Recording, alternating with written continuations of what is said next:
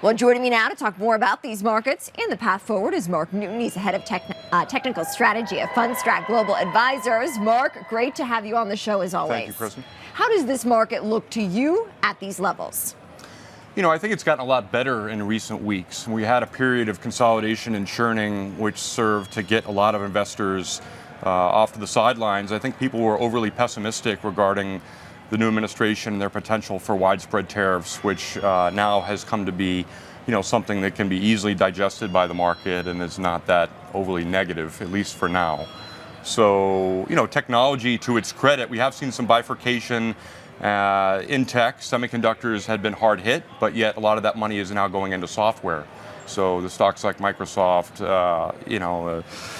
CRM, a lot of the bigger names, ASML this morning, interesting for semis. I think in general, technology is fine, and that's the big takeaway for investors is that this deep-seek worry really did not serve to derail the technology trade. You have such an interesting insight, Mark, because you look at the chart patterns and the technicals as we teed you up for. What do the technicals show us specifically about technology names that will be reporting after the close today?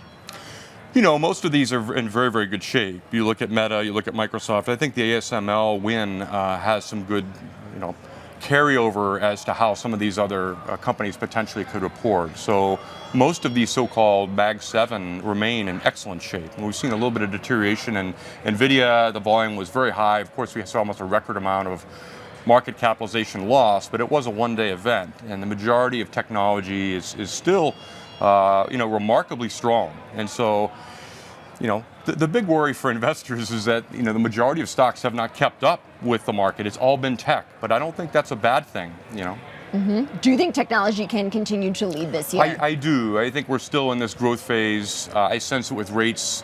We are officially in a cutting phase, and that's going to continue. So that's going to lead to growth, and we've been in a momentum. That was the number one factor in the last year. So that's going to be supportive of, technology. A lot of these companies that have changed our lives for the better will continue to thrive. So I like tech a lot, but I also like financials, industrials, consumer discretionary. And we saw a movement just yesterday in some of the, shipping lines, cruise liners, airlines have been very good. So the consumer seems to be fine, at least on the upper end. The lower end, there's a little bit of bifurcation there as well. But things still seem to be in much better shape than what investors will give it credit for. Let's talk about the Fed decision this afternoon, 2 p.m. Eastern. The market almost entirely anticipates that the Fed will keep rates steady. But of course, what we hear from the Fed Chair Jerome Powell at 2:30 could be a market-moving event. What do you anticipate? Yeah, it's really less about the decision. It's pretty much baked into Fed fund futures in swap markets right now that we're going to see nothing happen today. So it could be a dovish pause. It's really Powell's message, but he can't afford to say much because of what we know about so much data coming out between now and the March meeting, along with the potential for tariffs potentially to ramp up. So those things would make Powell cautious about changing their guidance too much, in my view. So today is really an afterthought. It's not about the Fed meeting necessarily. It's more about the economic data to come. But markets remain in very good shape. It's just interesting that technology over the last couple of days has really moved opposite to what the market's done.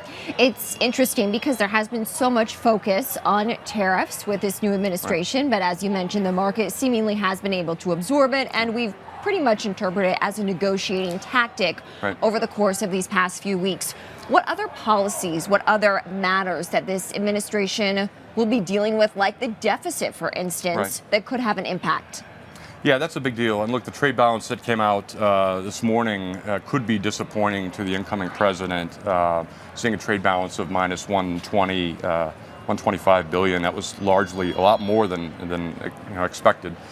My thinking is a lot of this was sell the rumor, buy the news into the Trump inauguration. Many people were fearful of tariffs. They were fearful of just the policies. And so the market sold off, albeit very slowly since December. But we saw a huge move up, 100 basis points in Treasury yields pushing up. That has since started to be reversed. So as Trump took office officially, we've seen yields start to roll over. We've seen the dollar roll over as a lot of these policies have come to be, not as devastating to the market as what investors expect. Do you anticipate broad-based gains?